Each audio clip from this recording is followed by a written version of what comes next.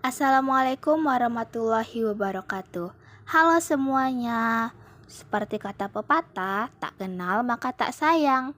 Sebelum kita masuk ke dalam materi, perkenalkan terlebih dahulu saya Nurayati dan juga teman sekelompok saya, yaitu Divanaka Puspitasari. Pada kesempatan yang berbahagia ini, kami akan membahas tentang dasar hukum haki atau hak atas kekayaan intelektual. Teman-teman sekalian, pernah nggak sih terbayang dalam benak kalian kalau misalnya di dunia ini tidak ada hukum? Sudah dapat dipastikan ya bahwa hidup kita tidak akan pernah aman. Apalagi tentang karya yang kita ciptakan. Jika tidak ada hukum, bakal marak pencurian karya atau plagiarisme di lingkungan masyarakat. Nah, sebelumnya kita akan membahas tentang apa itu haki. Haki atau hak atas kekayaan intelektual adalah hak yang timbul dari hasil olah pikir yang menghasilkan suatu produk atau proses yang berguna untuk manusia. Pada intinya, kekayaan intelektual adalah hak eksklusif yang diberikan oleh negara kepada kreator, investor, desainer, dan pencipta berkaitan dengan kreasi atau karya intelektual mereka. Lalu bagaimana nih apabila karya kita atau milik orang lain tidak dilindungi? Sudah dapat dipastikan ya akan terkena plagiarisme atau pencurian karya. Sebagai contoh, untuk di dunia pendidikan saat ini marak adanya pembajakan buku yang dilakukan di lingkungan masyarakat. Oleh karena itu, dibuatkanlah perlindungan hukum kepada pencipta, juga terhadap hasil cipta karya serta nilai ekonomis yang terkandung di dalamnya. Juga sebagai sebuah perlindungan akan aset berharga yang dimiliki oleh seseorang ataupun sekelompok orang dalam bentuk hasil karya. Sebagaimana tercantum di dalam undang-undang yang telah disahkan oleh DPR RI pada 21 Maret 1997. Dasar hukum hak atas kekayaan intelektual dalam berbagai undang-undang dan keputusan presiden diantaranya yaitu: yang pertama, UU Nomor 7 Tahun 1994 tentang pengesahan Agreement Establishing the World Trade Organization.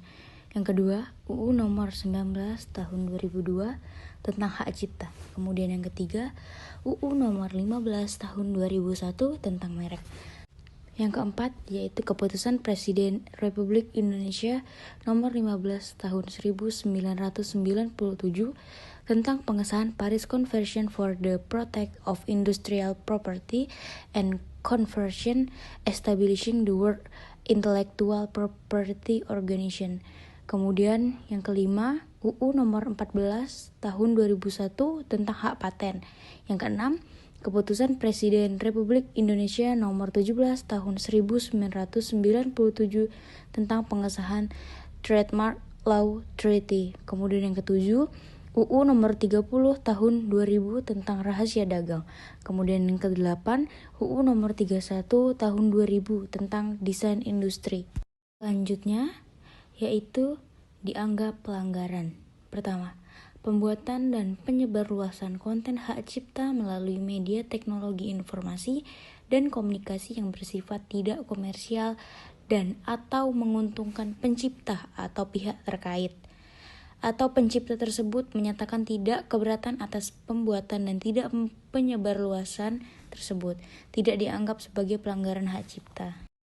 Selanjutnya dianggap tidak pelanggaran. Yang pertama, namun jika cover lagu dilakukan dengan tujuan komersial dan mendapatkan keuntungan, serta tanpa seizin pencipta dan pihak terkait, atau pencipta merasa keberatan, maka perbuatan tersebut menjadi perbuatan yang melanggar hak cipta.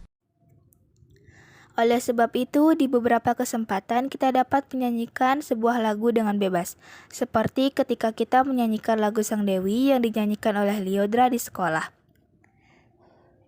Karena bertujuan untuk menghibur, jadi kita tidak akan terkena pelanggaran hak cipta. Contoh lain tentang hak cipta sebuah karya yaitu lagu Next Level dari aespa. Lagu ini dibeli oleh SM Entertainment dan di-remake dari OST film Fast and Furious Hobbs and Shaw yang dinyanyikan oleh Aston Wild. Demikian pembahasan kita tentang haki atau hak atas kekayaan intelektual.